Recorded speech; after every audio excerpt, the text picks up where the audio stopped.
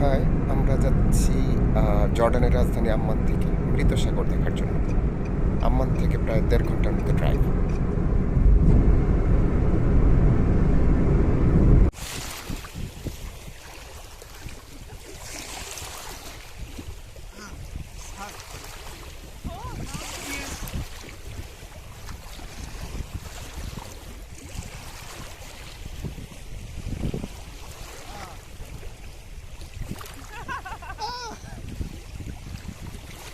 সম্ভব না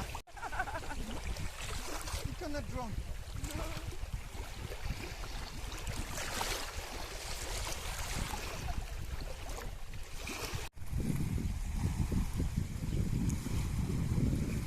মৃত সাগরের সামনে থেকে ওই পাশে ইসরায়েল প্যালেস্টাইন, এই পাশে জর্ডান। আমি দাঁড়িয়ে আছি জর্ডান সীমান্তের দিকে।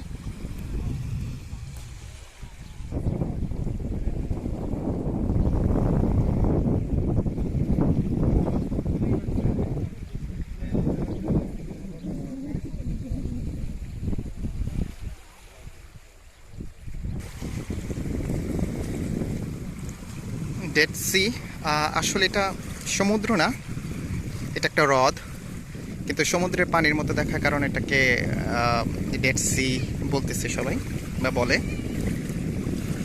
সাধারণ সমুদ্রের তুলনায় এটি 8 থেকে 10 গুণ বেশি লবণাক্ত। এই কারণে এই পানিতে মানুষজন ডুবে না, ভেসে থাকে। এখানকার মাটিটা গায়ে মাখলে নাকি অনেক হয়, স্কিনের জন্য ভালো, তো অনেকেই যে স্কিনে মাখতেছে। এখানের মাটি কতটা লবণাক্ত যে পাড় থেকে লবণ জমে গেছে।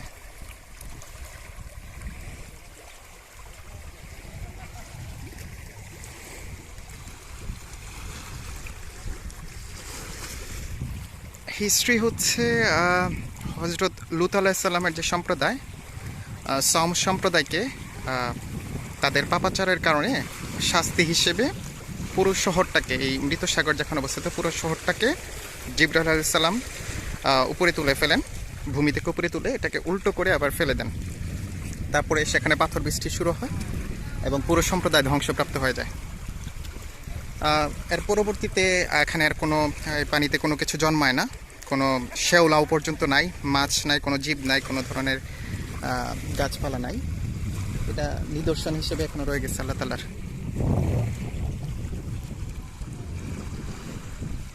इंडियन বাংলাদেশ बांग्लादेश इधर जाएगा भाई।